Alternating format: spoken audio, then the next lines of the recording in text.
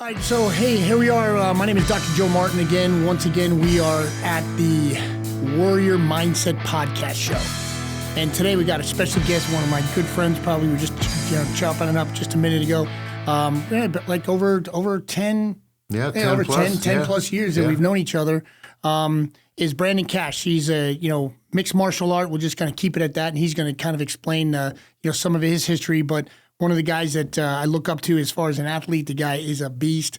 Talk about a warrior mindset. He'll give you some of his history on, where he's competed over the year all over the world and whatnot, and what kind of keeps him going on a daily basis from that warrior mindset and how he's become successful in his own career. So, Brandon, hey, once again, thank you very much for coming on the show. We look forward to kind of just chatting a little bit and chopping it up and get some of your background for our folks. That these podcasts, just to give you some of the idea too. These podcasts are meant to introduce our audience on people that have become successful in their careers. And we don't use success as far as monetary, whether you have cars or whether you have trucks or whether you have houses or whether you got Bitcoin or whatever the heck it is. It's just being successful in who you are as an individual and what you pass on to other people. And so with that being said, just give the audience just a little bit of like your background, kind of where you came from. I'll kind of kibitz in between, ask you some questions along the way that, from that foundation of who you are and then where you have put on that armor in your life to be, where you are today. Yeah. You know what I mean? So where'd you originally, are you from California here too? Yeah, from Clovis, grew up here in Clovis, went to Weldon and then on Buchanan and, wrestled. The warrior mindset, I would accredit through just growing up in good Clovis schools, wrestling, fierce competition back there for little kids. There wasn't much for us to do for the kids that are very, have the energy need to burn. Yeah, aggressive, but they need a positive direction for it. And I got to credit that to coaches, allowing me to focus my energy on something else. Yeah, and was it wrestling only for most of your career? I did it. All the way until 7th grade, 8th grade, I did wrestling, track, baseball. It's all four sports. Oh, that's what young kids do. Yeah, all four sports. In the high school, you kind of have to do 2 or 3. I can't do 4 sports all year high school because football would have, playoffs, run into wrestling. Wrestling is preseason. We got tournaments, freestyle, all of that. But I grew up here and started, I wrestled collegiately, and then I started seeing guys. Where'd you? Fresno City. Fresno. Yeah, nice. They had a great program. I was going to go to state, but it was tough. And did they have the wrestling program back then? Because I know they kind of had it and didn't have it. It was the last years before they got cut again. Yeah. But there were still opportunities, but Fresno was just a powerhouse of wrestling, so. Yeah. Isn't Fresno City College wrestling, their JUCO, like state ranked? Oh, yeah. Usually every year? Yeah, I think we took second in state that year, and then the year afterwards we took first, second. But we're always ranked in competitors because it's Fresno, Now, were you born at this weight? Yeah, pretty much. I was talking to someone the other day, like high school, I graduated 245. I was... Yeah. That's 6'4", 6'5"? 6'4", 6'5" in some boots, maybe. Right, exactly. I like to say, but... I wasn't the tallest guy, but I was up there. Yeah. And then high school started filling out a little more and more. That genetics kicked in. Yeah, good genes. I ate all whatever I could. Vegetables. Put on your plate. I tried to. I grew up in Clovis, but we had places in the farm too. So I was a farm boy, kind of. Grew up on the farm and go eat carrots and vegetables, and that was what I'd eat for lunch when I was playing out in the field. Hay bales and all that. Chasing bluebelly lizards and everything. We just, do whatever. It's funny you say that. Just and we as we have guests on the show, and we're just talking about different, levels, years in society, generations, if you will. And you just alluded to the fact that you're running around, you're chasing lizards and stuff. Where I remember one time I stepped on a rusty nail, and my grandma was a gangster, and she was like, put some mud on it, slap it up, and then I was good to go half an hour later. Yeah, tetanus shot? What's that? You don't even know what that is? Oh, kids now, that would have been. I tell people one time I died, my mom told me to just, shake it off. Shake it, yeah. Yeah, she said shake it off. Rub some dirt on it. Well, and definitely then too helping being raised then before the internet era. Yeah. It was a lot more tougher. You had it was tougher on the parents then. They actually a little more hands on. But yeah, back to the history, the lifestyle. Yeah, so I started wrestling in college, and I seen guys I was wrestling in college that were in the UFC, and I'm like, I can be him. So I just So from your age group, who were the guys back then? Like Tito Ortiz, Chuck yeah. Liddell, those guys are a couple years older than me. Yeah. But we still wrestled all in California. Yeah. So we not wrestled the same year, but we, like, as far as college, we kind of did the same, and I was like, I think I can, And they were a little bit ahead of you MMA-wise, too. Yeah, because you were still in college, and these guys are a couple years older. Yeah, they just started out, and but I mean, back then it kind of blew up. It was a lot different. And so after wrestling, we would kind of practice at City the moves and stuff we would see from the UFC, kind of like afterwards. And from there, it was just fast forward 10 years plus. I got to travel. Where'd you do your first glove work? Like, so you come from wrestling. So obviously, you got some of those beginning MMA guys that were big into the wrestling, but then all of a sudden, the stand-up came into play. Like, where did you start here in town? Where'd you start doing the hands work? Man, all around. I did stuff at Clovis Pal Boxing. There's a husband and wife that are really cool, and they're just great with the kids over there. I do that with, like, Casey Olsen and some guys, just guys I knew from high school wrestling, that I was like, hey, we want to fight, so where do we go? We'd go to, just any jiu-jitsu gym to get some work with the people, big people. Just it was a small community back then. It wasn't like there was 10, 15 gyms. There was maybe 2, 3. Right. Now it's a lot bigger, yeah, obviously. Yeah. So the drive back then had to be a lot more intense than it is today. Because today, people, we post a video, you're cool.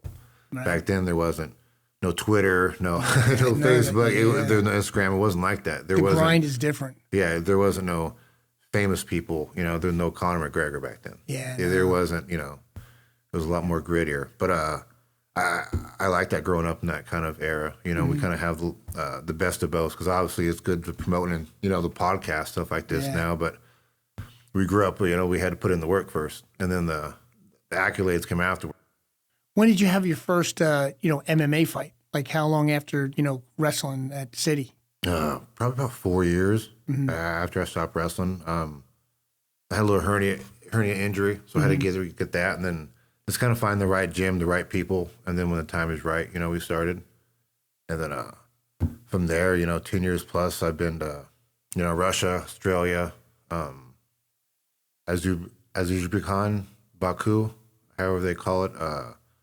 That's right on the Iran, Turkey, Syria, kind of the border over there. Yeah. And when I went over there, believe it or not, it was awesome. You wouldn't know that there was some crazy stuff going on right over there, Yeah, but it was a great, beautiful country. Everywhere I traveled, it's been, it kind of, when you travel, you get to see the stereotypes sometimes we hear that. Yeah. It's not like that. It's not. Nah. Like when I went to Russia, I had a great time. Yeah. Like people would go out of their way to try to make sure I got the right glasses. I like trying to find some sunglasses, and they walked with me. They were like really cool people. They weren't like, oh, you're American. Oh, they're like, you also too, you probably, you're a big dude. Yeah. They're just you're a big dude sometimes. And the tattoos, sometimes they're not used to seeing very colorful, big tattoos on big guys that are smiling at them. Yeah. Like I walk over there and smile, and they're not used to that. That's probably one of the things that's kind of cool, like in your industry. I mean, you're a big dude, and wrestling and MMA and whatnot. That it's probably been fun sometimes. When you're getting ready to go to a fight, you get these accolades and people want an autograph, want a picture with you. How's that? Has it been pretty positive for you think over the years? I don't think I've ever had a bad incident, where someone was like, you get like a bad vibe or nothing. I mean, we did it one time in Sochi, and it was probably like half an hour scheduled to do this, photo op.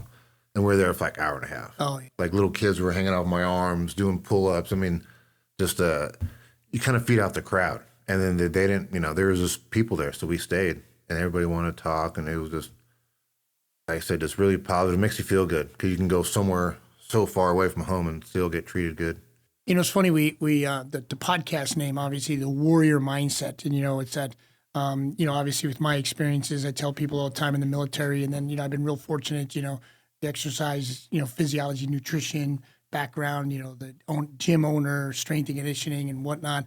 And you can use the term the warrior aspect of who you are. It can be sometimes from a battle point of view. MMA, jiu-jitsu, the actual physical battle, the military point of view, the police department, the battle aspect of a firefighter trying to fight a fire. But also, too, is the warrior, him or herself, can also be somebody that is a positive influence. Oh, yeah. You know what I mean? And do you feel that sometimes, because, I've like I said, we've known each other for a long time, I just consider you a gentle giant, like 6'5" guy, walking around 250, 260. Do you think that most of the kids that do see you are more curious and will come up to you, or they're more subdued? It's 50-50 sometimes. 50-50 like at the gym, they used to call me Mr. Scary Pants. Because when I first started going to Halo, they just saw me do Muay Thai and MMA. Yeah. And hitting the pads and like a beast. Beating up people. Yeah. And so they were just like, oh my God. And then I started teaching, and then they're just like, oh, he's so nice. And now they all know I got candy. They all know I come from Jolly Ranchers. They're all, and they all pick on me because they know, but being big sometimes. But once they see that interaction, like the little ones, I get the little ones to give knuckles. Yeah, exactly. Yeah, and then they're just like, no one does that. And like, but it's funny because, like you said, I've known you for a while. It's like, and you have this personality and the persona. When you come into a room, people are like, gosh, damn, that is a big dude, right? When we're on the mat, or in the cage, it's business. Yeah. But afterwards, it's all family and it's all love. So, and that's a positive thing. You leave it all in the cage, Yeah, even for the audience that kind of watches us, because you're the type of guy, in my personal opinion, is where these young fighters that become successful should be. Be humble. Yeah. I don't think we see that a lot of times nowadays, and a lot of our athletes, our professional athletes, they have that, holier than thou type of personality. Yeah. You're this big guy, have tons of experience, been competing for years, and you have this personality that is like, when the kids do see you, you know what I mean, and you got a smile on your face, they're going to be like, oh, okay. That's what I think builds our next generations. You know what I mean? The personalities that you bring forth with your experience, that armor that you walk in the door with, that people are like, oh, damn. But then when you get down on your knees with the little kids, they're going to have that positive, the positive feeling. Yeah, no one likes to lose if you're competitive, and just, like I said, being the warrior is not just everybody's going to lose. But you got to get better, you got to evolve. And there's a cockiness. Yeah, of course. I'm not going to lie. Playing off sometimes, you can be a little cocky and funny. But in real life, you got to be humble. And when you do meet those people, when you're in the cage, that's online. Yeah, in the cage, whatever. If there's some media, you give them a thumbnail to, or something, something little. But in your everyday life, if you're, a warrior, you should be humble and gentle and teach people the same way. Like, look, just because, that what I've done or what I do, what I'm good at, doesn't mean, it kind of translates into the daily activity where, like, when you're in the cage and you got that beast mode, that warrior comes out within you from a battle point of view. Yeah. But when you're done with the cage, that warrior mentality is, the warrior mindset is there. But when you're downtime, you're still that person, but you're with these, a younger generation trying to lift them up. Yeah. You know what I mean? Oh, yeah. You got to show that it's all love and it's all family, because after we're done, we'll start teaching the other people, and then that's why we start teaching little kids, because we got to teach them Wales too, but but yours is a whole different, mine's in a cage, we got rules. Yours is a whole, just kind of like, if we're in different shoes, the whole Freaky Friday thing, it'd blow my mind to all that, like we're in a cage and it's, there's rules and sanction over there on the battlefield. There's no rules, really. There is. There is. Yeah, you got to get a point. And I think, from my experience, just in the 6 years that I spent, in the military and most of that in the SEAL team, there's definitely no rules, and per se. That's a whole different kind of scary. Yeah. I get that jiu-jitsu when I'm going to compete in a cage, but you're out there. That's a whole kind of. I mean, it's similar, but a whole different kind of craziness that I can't even. And I think the funny thing about it is because, one of the reasons why I wanted to put this podcast together is, obviously from my foundation of where I come from, from the military, from the SEAL team, but also too is all these experiences and all the people that I've met, all the warriors that I've met, and not saying they have to be warriors on the battlefield, not saying what they're warriors. Like a warrior, like a average day Joe, battling cancer. That's someone to do that and come back and still have the family. That's a warrior. Hats off to them, because mine's a lot physical. The mindset, like I said, from wrestling, it kind of got me who you are today. Wrestling is like the small man can win the big guy. Yeah. It was that mindset that if you have the desire and drive, the technique and the hard work will, you put in, that's up to you. And that's, part of the warrior. It's just you have it or you don't. I mean, you can be taught it, but sometimes we're taught it young from sports or whatever. And, and I think even too is like, so say for example, my background from a military, from that warrior point of view, and then that warrior aspect of making sure I'm getting, good grades and, getting my degree, getting my doctorate. I got the warrior concept of, I'm in the gym and competing in whatever sports I feel like doing. And it's same with you. But one of the things that I think that both of us do really well, like we've known each other for a while, is try to elevate the next generation. Yeah. You know what I mean? Elevate that next generation. And I think, you with your private classes that you do, and I want to bring this up because we talked about this. I don't even know if it was yesterday or the day before or whatever. Is to tell the audience. You told a story to me the other day about the little girl, and obviously 6'4", 6'5". So you're with the gloves, and then you get down on your knee. Yeah. So like, I lost my mind. If you could imagine, the size difference. Yeah. She can't punch up here, so like I get down on my knees, and then she gets down on her knees. I'm like, no. So like it's good because she's so intense that what I do is she, But I'm like, but I'm down on my knee, letting her, and she's giving it to me, like hard. Like I have to tell her, calm down the power, because she really is her beast, her warrior, and she came from doing jiu-jitsu and didn't like the contact. Yeah, the contact maybe. Just young at that age, and that's totally understandable. And this is letting her kind of, still be in the gym, the atmosphere, but just become a whole nother kind of warrior. Because you can always learn some ground, but now she's getting all the Muay Thai and the boxing and all that stuff. And, she's being a little crazy warrior. She's drawing pictures of Muay Thai and stuff, me and her in the ring, and that's, And how old is she?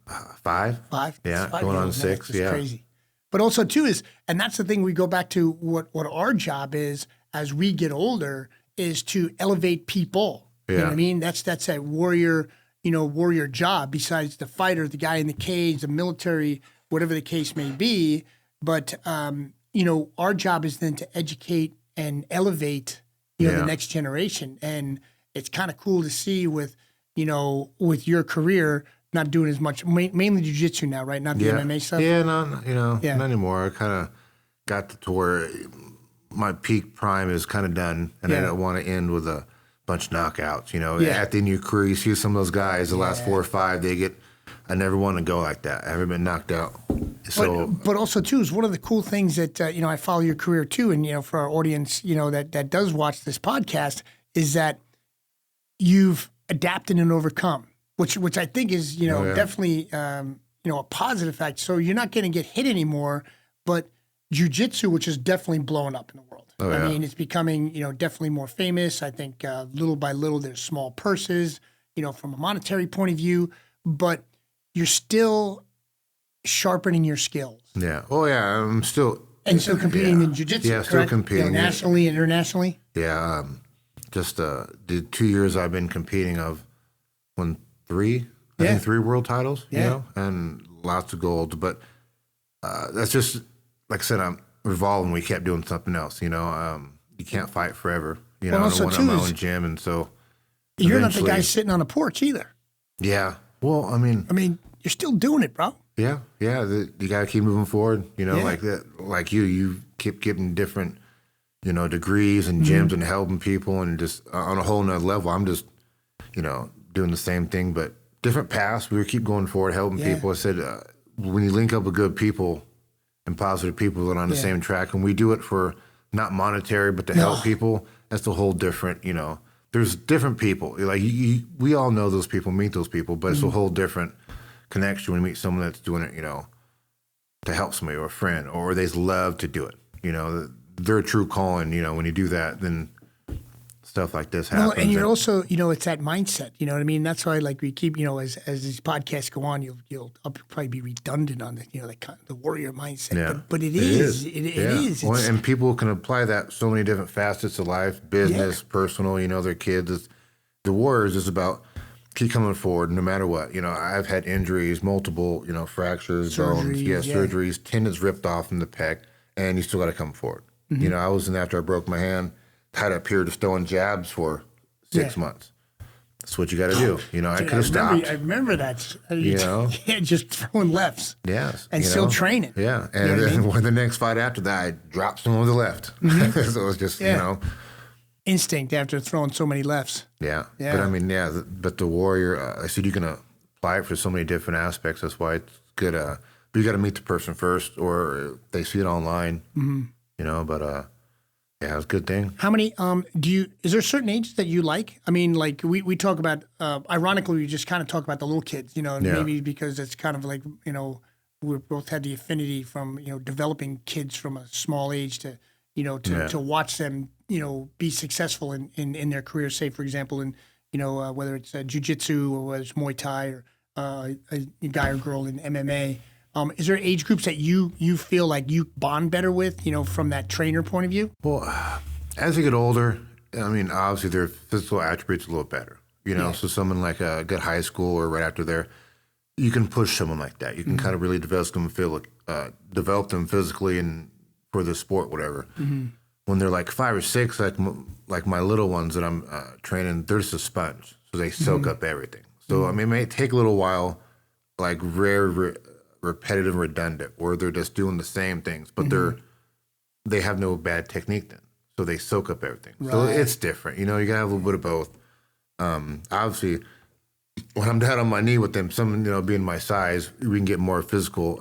Other than that, that's why for little kids, it's a lot of practicing, it's a lot of same thing, and as long as they got that drive and the attention span, But at any age, I like a little bit of I guess both you got to have, it's fun doing with the adults because you can travel and do contests with them, on the little ones. And stuff, yeah. Yeah, the little ones, you don't want to have them do too many tournaments when real young because you want it to be fun for them. And they still have school, and school should be the priority no matter what. Adults, they're coming to me. I don't have to worry about being in school or nothing. They're just coming to me, they're paying their money and they want to. Oh, so check, got you. It's a little different. And the kids, we got to make it fun for them.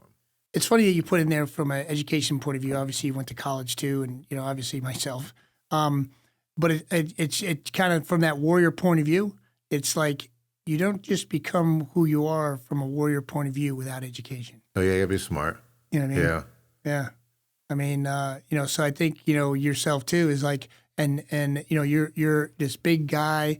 MMA history and Muay Thai, same thing, kickboxing, boxing, wrestling, and whatnot. Where a lot of people would tend to go, he doesn't know what he's talking about. But no, you got college education, and so I think you bring to the cage a little bit of intelligence and a mindset that maybe some of these young guys and girls, if they're at that level, they may be missing something. You think?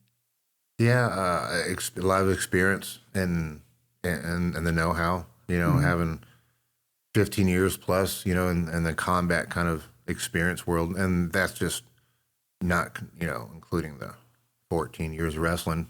It kind of prepared me to have that journey. Because if I didn't have that wrestling experience, I don't think my career would have been as long. Just being able to, like you said, the grind. The wrestling's a grind. Just get up in the morning, grind, get better. Do you have like anybody that you feel like earlier on in your career, like whether it was parents, grandparents, uncles, next door neighbors, like who kind of geared you towards like an athletic type of career? Was it more on your own? A little bit of everybody. Really, yeah. I mean, there's no one person that stands out, but just everybody. The family is always supportive. I mean, I remember throwing footballs with my grandma when I was like 5 or 6 in the backyard. And grandma had an arm. Awesome. Grandma had an arm, she would, so the whole family, growing up in Clovis, obviously, was good wrestling community. Yeah. And if you were good and showed promise, there was always coach there. And we never had to pay. It was always, someone you'd take, a handful of kids in the truck, in the back of the truck, when we used to hide in the back of the truck because there's only a couple of people in the cab, and taking the wrestling back in the day, tournament. you could do that, yep. Yeah, it's because they were good kids. Yeah. And we never, didn't grow up, very rich, but we had a little bit. But sometimes, 5, 10, 12, every week, and if we didn't have it, we didn't have it. We still went. Yep. So that was a part of it too. As coaches, teammates, and just how'd you like your Fresno City coaches there? Oh yeah, they help you develop. You think? Oh yeah. Well, there I finally got like a heavyweight coach, like a coach that coached heavyweights his whole life, and the bigger guys, and then that's expanded my. I was able to take what I already learned and then just capitalize on and then develop special techniques for how big I am for someone, and the techniques for someone bigger than me and smaller than me. How'd you do for those 2 years there? Did you pretty good record-wise? Yeah, I placed third in state for the JCs, and that was pretty good. Yeah. But a bunch of tough guys. I think I lost twice that year. Mm-hmm. I had like 75% pin rate. So, nice. I finished them, for the big guys. Yeah. So what made you, like, you think it's just, hey, listen, I'm an athlete, I got to, a couple years at City and things like that, obviously then you play baseball, you could say, hey, I'm going to make it to AAA. Heck, you can golf, you can, certain careers end right after college. You know what I mean? Was there anybody that you kind of like can attribute to telling you, hey, man, why don't you just start throwing some legs and throwing some arms and, to then get you into that? Or is it more just a bunch of buddies that just kind of... just guys from the gym. Just guys from the gym. That started, competing jiu-jitsu and fighting. I mean, we'd fight underground for years, there was years that we did it under the radar before, it was on pay-per-view and stuff. So just wanted to do it, I mean, there was, guys we looked up to when we were young, but there was just so many. Just the scene was different back then. It was more underground. I would tell people, what I do for a living. And I've always done construction, bartender, so I've always done something else. I had a little part-time side hustle while I was fighting. Right. So it wasn't, the money's good, but it's not that good when you start out. Yeah, so I've always done something else, and people are like, well, what do you do for a living? I'm like, well, I do this and I do that. And I'm a fighter. Yeah, they don't understand. Like, I don't fight every day, but we train to fight. We don't beat each other up every day, but we do. Well, that's that's funny thing. That's a really good point, because a lot of people don't understand that. That's the fact that you're not if you get one fight a year, maybe every 6 months or whatever, 8 months. Yeah, because you're going to 2-3 times a year is what is like stay active normally. Yeah. But then it's a good point. But every day is a grind. Oh yeah. That armor goes on every day. 5 days a week. Sometimes we're just doing situational drills, but there's always sparring. I mean, with MMA, you have to do boxing, Muay Thai, wrestling, jiu-jitsu, then cardio. And then, so you have 5, 6 different things you have to do within, you can't do too much boxing or you're going to lose out on your kickboxing, and vice versa. You got to have to sprinkle a little bit of all in there. And do you guys get a lot of weightlifting back then? Yeah, but it was more, we were doing CrossFit back then, before it was CrossFit. Before this high-intensity training. Yeah, it was just, because we didn't have much. Battle rope, box jump, burpee type of thing. And then push presses. Run and do pads, hit mitts, come back. You can do sprints, come back, and sleds, pushes, all that stuff. We've always done strength conditioning. I've had the lifting background, so I didn't need to. I still went to the gym sometimes and did leg day, even though I training. So that was always. I mean, there's always the little guys a little different. They have to do a lot more to strength. Yeah, for that strength wise. When you're bigger, it comes a little bit easier sometimes. Just having genetics. Were you more of like in your your career as an MMA fighter? Were you more of would you be considered a stand up guy? Would you be a ground and pound guy? What would they on the like a brawler, roster? Like Muay Thai? I mean, I did take them down sometimes and ground and pound them. I didn't really take someone down and with the intent to submit them right away. I wanted to make them pay a little bit, you know, rough them up a little bit before I got to submission, or beat them until until it was over, pretty much. Beat them into submission. Until the ref stops it, you know. But normally I try to stand and knock them out because that's what you're really looking for. You know, it's the highlight reel. You know, it just feels good. You know, knowing I can take someone either way. Right. And just different. You know, different fighters. You know, different most of your game plans. Were most of your wins stand up? Yeah. I think I have like one submission, 9 TKOs or So there's more up here, you know. Way up there, I mean, some of the knockouts, TKOs, they're on the ground and they're just not moving or stop. But but you'd rather stand up if you had the choice. Yeah. Yep. Yeah. Because you have I mean, we've talked over the years that we've known each other, and for a big guy, you have pretty good legs, right? Yeah. Good kicks and leg rider. Like I've always been a bigger guy, but would do like a leg ride and vining and wrestling that typical smaller guys do. Mm-hmm. But I had a small guy coach, so that's what I did. You know, then later on you develop some bigger guys for heavyweights because some stuff with the bigger guys just don't work. Like something in a fight game that someone at your size work with the bigger guys, it just doesn't work as well because there's so much weight and power behind it that certain situations are just more for heavyweights. You know, there's so much pressure and power that we put on. Yeah. You know, and just the way we fight, longer reach, you know, it's a whole different, it's different, but the same. There's way more power too. I mean, I don't care. What we're slower. So, we're, you know, you guys can go 25 minutes, you know, like then we're going maybe 15. Yeah. At that pace. And something better and happen. It slows down. Yeah. So it slows down real quick. You know, a whole different cardio with the little guys. Are you one of those guys that's looking for, like, would you think to yourself, would you own your own studio? Yeah, eventually that's the plan in a couple years when I get my black belt to have my own, like, affiliate of Halo. Obviously, you know, I'll get my black belt from Angel and Tinkia. Yeah, we've had Angel on here before. Yeah, awesome, man. God love him. Good dude. Continue to represent, you know, that jiu-jitsu. And then just wherever opportunity is, you know, I have my own.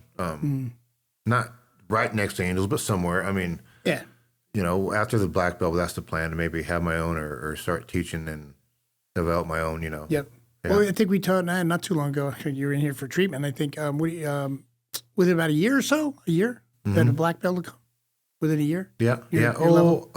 No, 3, maybe 3. Maybe 3. About 3. Yeah, right around then. I'm due for my brown. Oh, that's right. The brown, I think. Yeah, and then brown. Then So it's more. IBJJF, you have to be at a certain belt for a year and a half, and then you can move up. Yeah. And that's like the speed track, obviously. Yeah, when I compete and win world titles, I'm on the speed track. Yeah, you know, and the average guy sometimes goes 1 or 2 days a week and doesn't compete, and he'll get it in a couple years, 2 years for a belt. If you're competing, you're good, you get it the minimum, the 1.5 to 2 years. Yeah. That's and you're showing W's and things like that. Yeah, and then also giving back and teaching and, you know, like helping other guys out at the gym. Not like you basically get a report card. Yeah, and a lot of, I mean, we're not doing it for money half the time. Sometimes, you know, some guys' competition come up, you know, as a lower guy or a smaller belt, and we just show each other stuff. You know, some stuff I learned from other guys or internet or coaches, whatever, and then I see some guy in a situation, and then afterwards, you know, I tell him, and then he gets that little, you know, little part of the game and puts it away, then uses it later, and then he teaches somebody. So it kind of, we all steal each other's stuff. It's all, you know, we all kind of, and it's just we pass it on, and we just care about, you know, people getting better and just competing too, you know.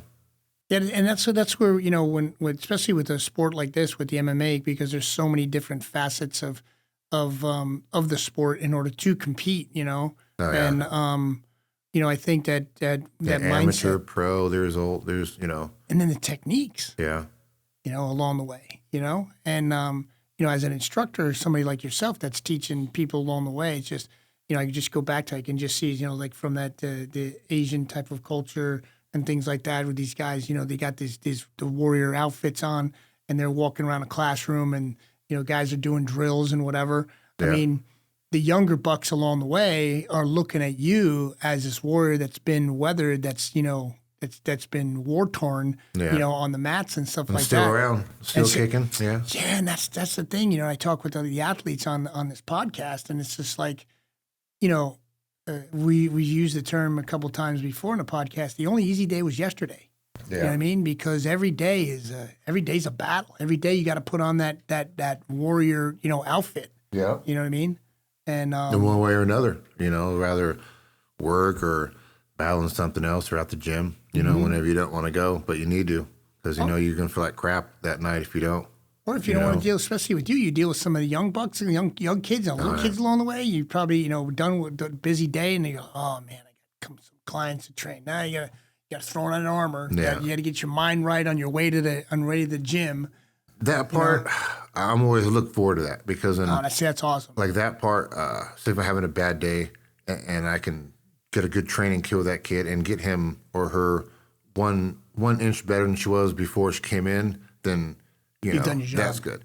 Yeah. The part where I start rolling these young kids, I'm like, man, the young kid's gonna kick my butt. They got energy. I'm like, man, I worked 8 hours, my back hurt today, and put on the gi and going in there. You know, that's the part that the warrior, like after the business is done, doing the extra or betting your own craft, like trying to earn my black belt, but not just earning it, but having the knowledge to teach different body types, different capabilities. Right. Someone that maybe has a bad back that can't do a lot of the butterfly, the stuff that we do. Mm-hmm. I got to know something else for them, right. So you got to have that knowledge. And with me, I respected a teacher that can show me and do it as well. Not just I'm a teacher, but someone that's, been through it and weathered the storm, been a warrior, and then I can respect that more than, just the online teacher. Because he or she is still doing it, and I try to have that same mentality like you do, in the gym. So I'm still trying to hit it. I'm still trying to compete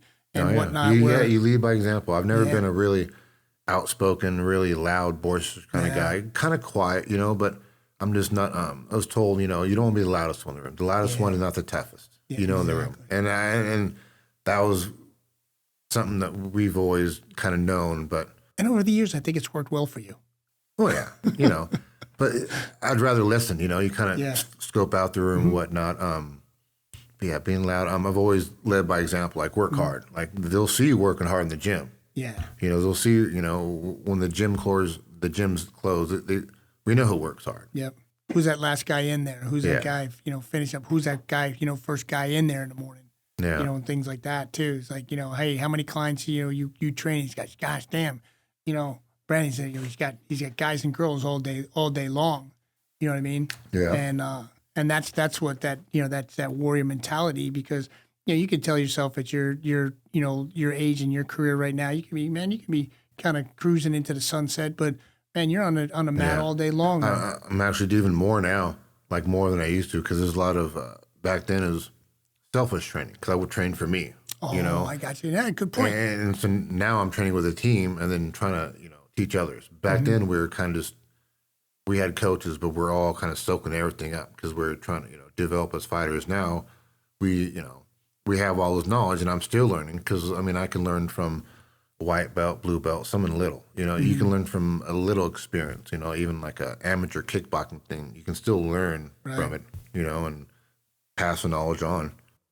Weren't you? Was it this weekend, or did you have kids going to the tournament? Yeah, we had between the two little, between Crew and Drew, we had like 9 or 10, and a couple of adults, couple of kids. Yeah. It was good. How'd they make out? We did about 50-50. It's always, whenever it's little like that, it was experience. Yeah. So they're supposed to have 1 to 3 years of experience. Some of them have a little more. Oh, yeah. And so at this level, it's so small, they're not throwing elbows, and they stop it. They don't want nothing too crazy to the head. So they stop it on area to be on caution sometimes. And that's okay, because I would much rather have that than someone that would let them loose, bang a little bit too much. I'd rather them stop it too early than too late. And so sometimes, and when little kids sometimes, and it's only 2-minute rounds. So it's like, and then they're done. Yeah. So it's really like, it's hard. They get really much into it, yeah. But they get emotional and they learn, and it's sad, especially when the little girls, because they're a lot emotional than the boys. Sometimes the boys, they want to put on that tough face, as we're taught we should, but the girls, they take it a little harder sometimes. So but then afterwards, everybody's smiling and going to McDonald's. So, but it's good. It's just, you want to see them perform, and it's a learning experience at that age. Just get them out there. You probably, I'm sure I do too. And I mean, most of the people that I'm working out in the gym and I'm giving them diet plans and nutrition plans and, fitness conditioning, getting guys ready for boot camp or guys and gals ready for the police academy. We have a training facility for police academy cadets and whatnot. And keeping those guys strong too. Yeah, trying to, prevent any injuries in the future with them. But I don't have a lot of the little kids. And we don't have a lot of that. We have a couple of programs in our gym where it's kind of like the Ninja Warrior type stuff. That's awesome. Which when is I see that here, that's when they do that. I'm jealous when I do that. We had to do that with trees and backyards and junkyards and stuff. You run out but I'm not as good with I don't have that as much experience with that. But there's certain reward when the trainers that I talk to, and it seems like as people watch our video, the smile on your face and just where your mind I can see goes when you're working with the little kids. Oh yeah. There's definitely a positive aspect from that next generation. Yeah, because as the older generation, you want to pass it on and help mold. Like during the class, like my little one, we're all it's all respect and they listen. And then afterwards we can joke and smile. Yeah. When we're in the training, they pay attention. They do what I say. It's not like boot camp, but they listen. You have to have that attention. And then I give them water breaks, and then afterwards we can go back to But in class, yes or no, sir, Brandon or coach. Yeah. And after class, they call me Mr. Stinky Pants, Mr. Meaty Pants. Afterwards, we can joke, but during class, they know. Yeah. And where do you think? So let's say how old? 40 what? 42. 42. So at 42, and with this, with the way society's going and all this, what they call wokeness or whatever the terminology is nowadays. With that being said, our society's different. And you and I, as you said, you grew up with, you're out there in the farm, and we're in the, I was in New York in the woods, and your parents will tell you, hey, listen, get outside, don't come back till I tell you to come back. Are you seeing a little bit more of an influx in some young kids coming to like a gym like this with the martial arts? Or I mean, you get definitely. Do you have faith in society? Definitely. Back then, the majority of the gym clientele back then were the meatheads, the typical people you see at the gym. Now it's a whole walk of life, and it's awesome when they see something and they can come in. Do you have faith? Do you have faith in some of these young generation, or you still shake your head a little bit? Yeah, I mean, I'm sure my parents did the same thing when we were listening to that rap music growing up and bumping like, what the hell are these kids doing? So there's going to be a little bit of that, I think.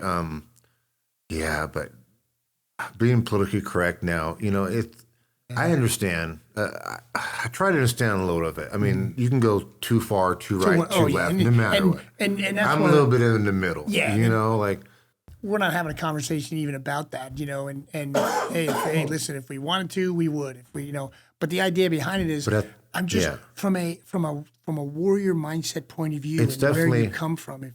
Are you getting? It's definitely a little bit different now because you have to be a little more patient and bound. You can't just be stern and yell and do what I say. Like show them, or I'll tell you got to progress them, and sometimes you got to explain to them, and they want to do the fourth step. You got to get the first one first, and then if you kind of explain them and show them that, I think sometimes it just takes a little more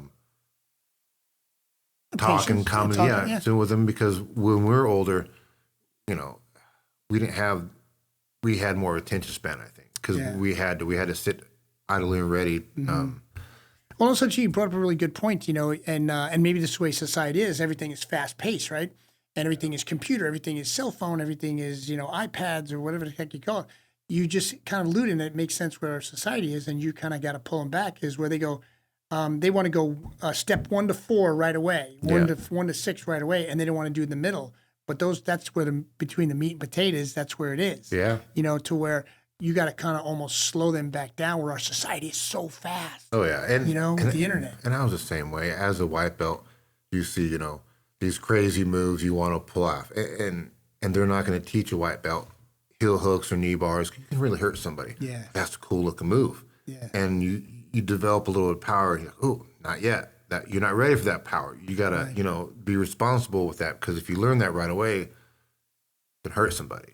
So yeah, it's just mold them. I said mold them in a way, to be productive and in the right way, not teaching someone, because I'm teaching hand-to-hand combat or jiu-jitsu. It's all for self-defense, but in the wrong hands can hurt somebody. And so you want to develop them at a rate where they understand, not too much power, get the technique done right, and don't worry about, like the other stuff, trust me and I got you, like the little one I have her doing stuff now, like on the little shuffleboard with the feet thing that as a fighter I did, because she's getting so good at it, and at first, she's like, it was one of her least favorite. Now it's her most favorite thing to do. Yeah. Because she developed, there's so many fun games we can do with stuff, and, and it's good when you can focus them in that way. And do you have any older kids that are fighting right now that you've taken to any tournaments? And we had the oldest one yesterday was like 18 or 19. Oh. But they have 3 years experience. Oh, okay. So they're older, but, at that age, my experience of just athletic ability, is different. So they're older, but the experience isn't there. And that's why it's good to have different kind of organizations to take kids and whatnot, Do you have any of your own jiu-jitsu matches coming up? Yeah. You're fighting? Actually, for the 559, I had a little belt, a little grappling belt. I'm going to defend that. Oh, I gave it up, just scheduling, I didn't do the event, and my brother ended up winning wrestle for the belt, and then the other guy beat him, so I get to avenge my brother's loss, I guess, a little bit. God, too funny. Yeah. When's that going to be? I think April 7th. April 7th. Here locally. And then IBBJF, we got Santa Cruz coming up, and then national or international? IBBJF, no, be in Santa Cruz, but it's the biggest jiu-jitsu organization, like the highest one, the most prestigious kind of one. And is that a national, like, is that a world, or is that a national? Yeah, jiu-jitsu and the IBBJF, they go all around the world. All around the world. Yeah, and just so happens it's coming to Santa Cruz. Yeah, Santa Cruz. They do 4 or 5 California ones, and then I'll go back to Worlds in Vegas, and then maybe the adult Worlds in Long Beach. We'll see. Is it one of those things where typical, like a lot of times in tournaments and competitions, you have to place a certain level in order to get to Worlds? There's anybody can go. Or anybody go? It's open to pretty much anybody if you register for IBBJF. Oh, check, gotcha. You got to have register the organization, because it's very belt. And it's really prestigious. Like that's why I have to keep track of my tournaments, whatnot. When I get nominated the next belt, they have the history of I've been competing, because they're not gonna recognize a black belt that you haven't had a lineage and a history of competing. Right, gotcha. They're gonna be like, no, you're not, because there's those fake black belts. There's those fake guys out there that they have a gym or online stuff, and they don't have a history, or you just be respected, a little bit more. If I've competed throughout, the next 3-4 years, won another, 6-7 world championships, and then you have 10 world championships before I'm a black belt, and then get some more afterwards. That's kind of the goal, What's that? The kind of chinks on the armor. Yeah. You know what I mean? That's just showing that you're that, that battle torn, fighter. Yeah. Well, and, I kind of had with that mindset. Yeah. I kind of have like some in the mindset and a goal, like figure, I should have been doing jiu-jitsu a long time ago. Yeah. So I, have 4 or 5, championships now. So after I'm black belt, kind of want to have my age. So like Angel has 200-300, tournaments he's entered, and all around the world. Yeah. I just kind of want to win, good 30, 40, world championships, IBBJF and stuff like that. And I think that'd be a good, goal for after, to look forward to, because we can compete, there's masters 7, 8. There's guys that are 60 years old out there. And oh, man, 60? Yeah. Damn. 60? 60, 70, arm barn, like, and you see it, and it's like they're still going after it. Yeah. And so I can do that for, until I'm not capable of doing it. Yeah. So it's good that. Well, and they see it goes right back to, like, you're 42 years old, and you're telling yourself, I want to keep, I want to get so many more under my belt. I want to have this many, 30, so 40, whatever it is. In a 20 to 30 years, you know, Yeah. I want another 20, 30 world championships, you know, Exactly. so we got to set goals. And yeah. And it goes back to the whole freaking podcast that we have here. It's that warrior mindset. You're not giving up. I was talking on one of the other shows in June. I'm going to get ready for another Masters, physique contest, and it's in San Diego coming up. It's a military one. Oh, nice. It's active duty, veterans, and dependents. Oh, nice. But it's like, I'm still going to compete too. Oh, yeah. You know what I mean? Like if you're, say, for example, you're at a studio right now, you're training people, and people say, they see on social media, oh, Brandon, my coach, look, he got another, world title, or, oh, he won this Santa Cruz tournament, or, I'm training people in the gym. I own the gym. And, hey, Doc, he just, competed in another competition. We're leading from the front. Yeah. We're those warriors with that mindset. Is like, we learned that from when we were little kids. You went up to the level of collegiate wrestling and at the MMA. My background was, the military aspect, the SEAL team aspect, and then that foundation I built upon that to still to this day, still kind of competing. So, we all have that foundation and that warrior mindset within. And, here's this guy, talking right now. He's, I want to have another 30 more world championships, by the time I hit 60 years old or whatever it is. Well, I got to credit that sometimes Angel too, because I came in, mostly as a fighter, and I see how he has done jiu-jitsu and been able to go around the world, and and everybody finds their own thing. Like he found the jiu-jitsu and found a way to bond and teach people, and he's just a ball of energy. Oh yeah, and I've known him since he was a white belt. Yeah, and just he's always been like that, and that's his the way of giving back. He's people flock to people with good energy and good vibes and willing to teach people. And there's the thing too, is like we talk about in these podcasts, is like somebody you can emulate. So here's a guy right now, you're chasing a guy like Angel, to say, oh man, like this guy's been just killing it. I want to be like that guy, like that old TV commercial. I want to be like Mike. Yeah. He's like a Michael Jordan and whatever. And, so we're always looking for somebody to chase. At least I think warriors like us. Oh, yeah. We're looking for somebody to always chase. Yeah, we look up to people. Up to. Yeah, just like I remember watching the WWE back in the day, and my favorite guys were the wrestlers. They had the headgears, and everything. And I want to be like them when I was younger. Yeah. And that's who I gravitated. Yeah. The wrestlers. Oh, I mean, I knew it was fake. Oh, but it was they're a wrestler. still athletes, and they're still athletes. I don't care what anybody tells you. They still train hard.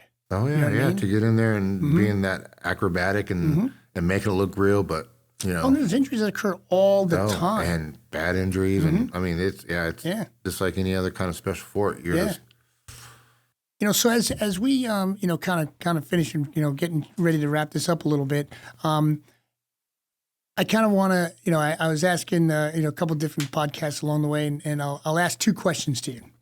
So and we'll make it so you gotta we're gonna ask you for a male and a female. If you could sit down with somebody, grab a cup of coffee, have lunch with, so there's one guy and one girl that you have to you would have the opportunity to go, man, living or past. Yeah. Huh. And if you said to yourself, man, I'd love to have a conversation with this lady or this guy, like who would it be? The lady, I don't know, maybe someone new, someone maybe like maybe Sarah Huckabee or some kind of maybe some lady in power that's just badass. And then what would the questions, or what would you like, what makes you intrigued about, say, that badass lady? Like what because to get to that place of power where she's at and be respected, she has overcome a lot, especially for being a lady, and being so respected. Just how she overcame over stuff, and she has to have that warrior mindset. Because there you go, right back to the podcast. I mean, and being smart, and a lot of the women, they're so savvy now. She's so like smart, but she can get her sarcastic across. How we're saying here with being politically correct. Yeah, she has the feminine touch, and to talk like that, it just kind of intrigues you. Yeah, so what about a dude, a guy? I don't know, maybe like a Bill Gates or someone. There you go. Someone really, really rich that could help redirect my energy to to be more positive or develop yourself. Yeah, develop some more people. Yeah, just so I can do what I want to do and not worry about the hustle, paying rent, and all that. Yeah, like we all do. Like Mark Zuckerberg. Just those guys have the power to change someone's life with a sad now, but with a like or a shout out or something like that. From social media. You get the right thing. Your views go up. Maybe one day you'll get them on the Warrior Mindset podcast. Yeah, we'll see what there's someone like that has so many different connections. That may see something. Think bigger. All those guys, they think big. They think the next thing, the next app, the next what's coming new. Maybe we get on board with something like that. And then kind of in finishing it's a kind of coolest thing. Or like Michael Jordan, someone like that.